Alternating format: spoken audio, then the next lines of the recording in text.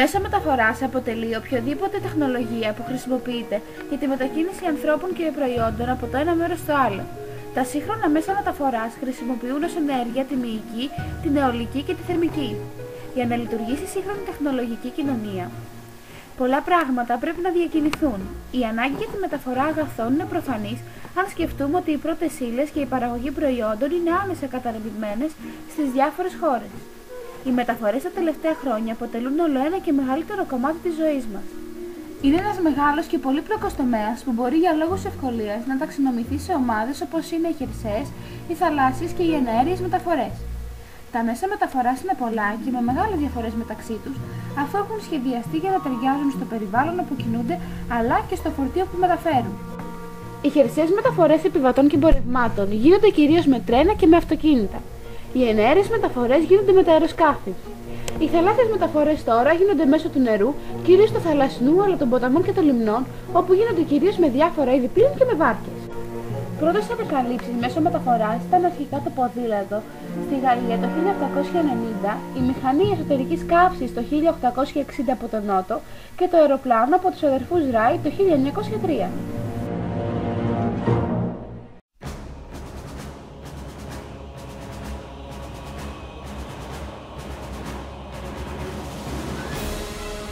Η ιστορία των πλοίων είναι πάρα πολύ παλιά και δεν μπορεί να προσδιοριστεί με ακρίβεια ο χρόνος κατασκευής των πρώτων πλοίων.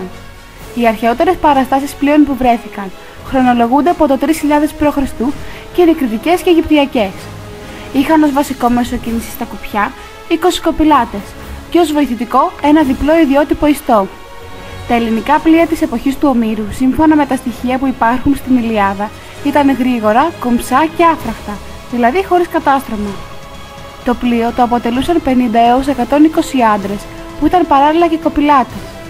Το μήκος τους κυμαινόταν από 15 έως 30 μέτρα και ήταν μονήρις νύες, δηλαδή είχαν μια σειρά κουπιά. Αργότερα έγιναν διήρης και τριήρης. Τα αρχαία πλοία γνώρισαν μεγάλη εξέλιξη και τελειοποιήθηκαν από τους Φοίνικες, την τεχνική των οποίων χρησιμοποίησαν επίσης οι Έλληνες και οι Ρωμαίοι. Πολλά στοιχεία για την τεχνική τους δίνονται σε διάφορες ασσυριακές παραστάσεις. Τα πρώτα πλοία με έμβολα κατασκευάστηκαν τον 8ο αιώνα π.Χ. Τον 7ο αιώνα π.Χ. τα πλοία απέκτησαν 2 σειρές κοπηλατών, με αποτέλεσμα να αυξηθεί η ταχύτητά τους. Γύρω στο 500 π.Χ. οι Έλληνες και οι Φοίνικες τελειοποίησαν ακόμη περισσότερο τα πλοία τους, προσθέτοντας και τρίτη σειρά κουπιών, τριήρης. Αυτές είχαν μήκος 36 μέτρα και πλάτος περίπου 6 μέτρα. Το βύθισμά τους ήταν μικρότερο από 1 μέτρο για να μπορούν να μεταφέρονται εύκολα στη στεριά. Τριήρης χρησιμοποιήθηκαν κυρίως στην ναυμαχία της Σαλαμίνας και αργότερα, στους κλασικούς χρόνους, ήταν το κυριότερο πολεμικό πλοίο. Η μέχρι τότε τεχνική υιοθετήθηκε και από τους Ρωμαίους, που μετά το 260 π.Χ. κατανόησαν τη μεγάλη χρησιμότητα των πλοίων για πολεμικούς αλλά και εμπορικούς σκοπούς. Στη διάρκεια ελληνορωμαϊκών χρόνων και στα πρώτα χρόνια της Βυζαντινής Αυτοκρατορίας δεν παρουσιάστηκαν ουσιαστικές βελτιώσεις στα πλοία. Τον 7ο αιώνα π.Χ. η επαφή του Βυζαντίου με τον αραβικό στόλο επηρέασε τη μορφή των πλοίων. Τότε υιοθετήθηκε το τριγωνικό πανί και παράλληλα κατασκευάστηκαν πιο ελαφριά και γρηγορότερα πλοία. Την ίδια εποχή οι Vikings χρησιμοποιούσαν πλοία περισσότερο τελειοποιημένα.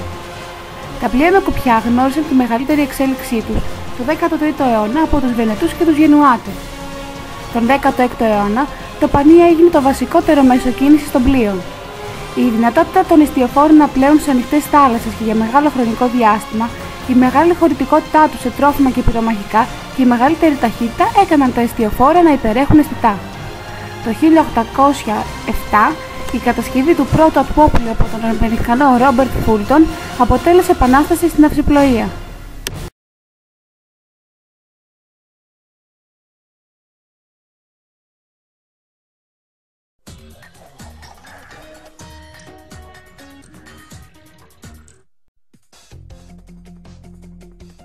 The life-size version of this tanker ship will be bigger than 2 football fields. It's so big that they build it in sections called grand blocks, which they assemble by crane in a dry dock.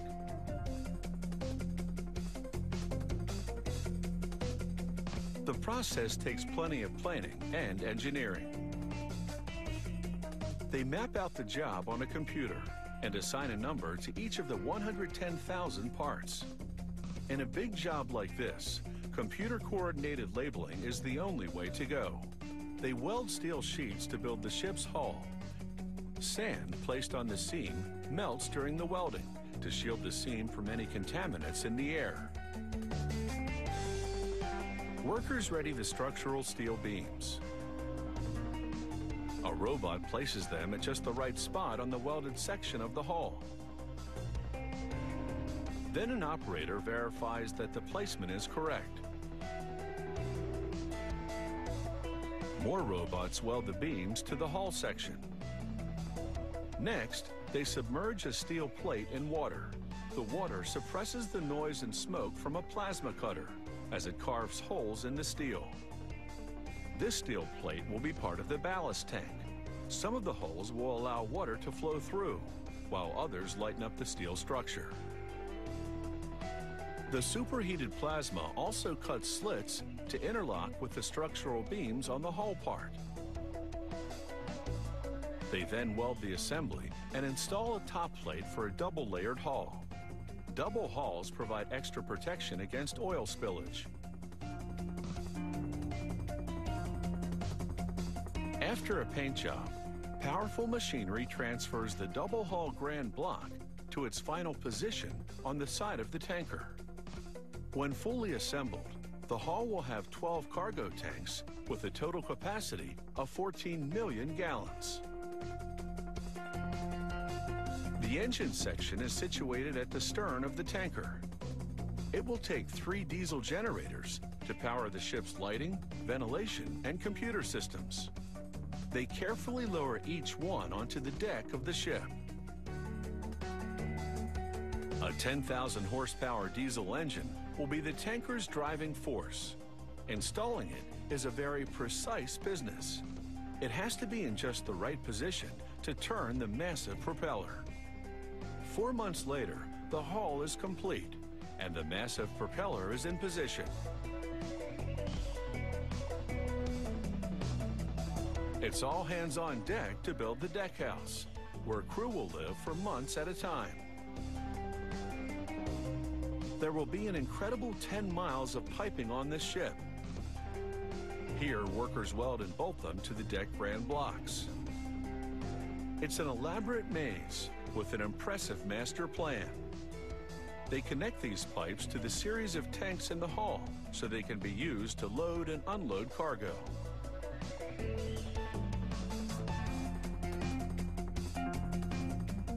Meanwhile, inside the hull, those cargo tanks are coming together.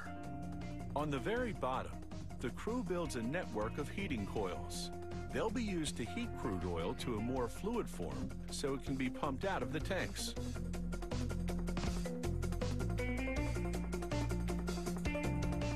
Other workers grind welded seams on the ship's outer skin.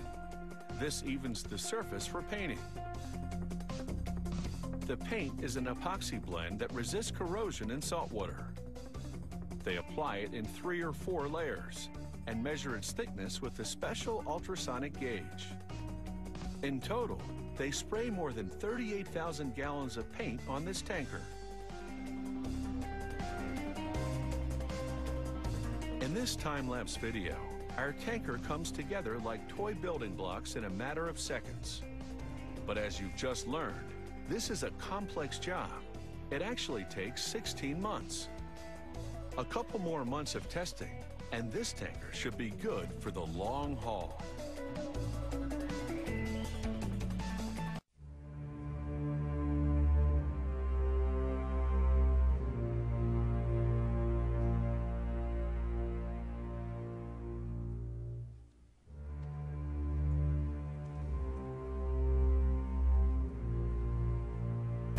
Οι περιβαλλοντικές και κοινωνικές επιπτώσεις είναι πάρα πολύ σοβαρές. Με τα ατυχήματα, πολλοί άνθρωποι μπορούν να τραυματιστούν ακόμη και να σκοτωθούν, όπως επίσης και τα ζώα. Τα πλοία κουβαλούν κάποια ενέργεια, σε αυτή την περίπτωση χημική, η οποία χύνεται στη θάλασσα με αποτέλεσμα να τη μολύνει και όλος ο υποθαλάσσιος ζωικός κόσμος να καταστραφεί με επιπτώσεις και στην τροφική αλυσίδα. Δεν έχουμε κάτι παραπάνω να πούμε. Οι εικόνες που ακολουθούν μιλούν από μόνες τους.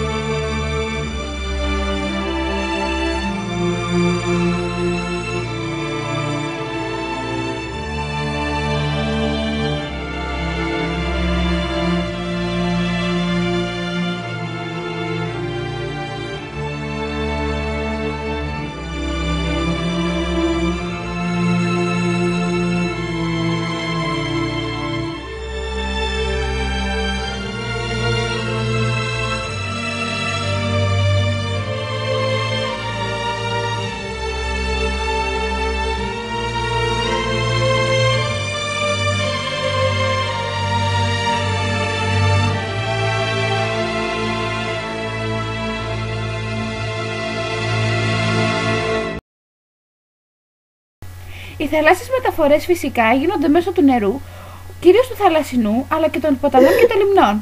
Γίνονται κύριοι. Την ίδια εποχή οι Vikings χρησιμοποιούσαν πλοία περισσότερο τρελοποιημένα. Τα πλοία με κουμπιά τρελοποιημένα είπα. Γουρνοποιημένα θα πεις μετά.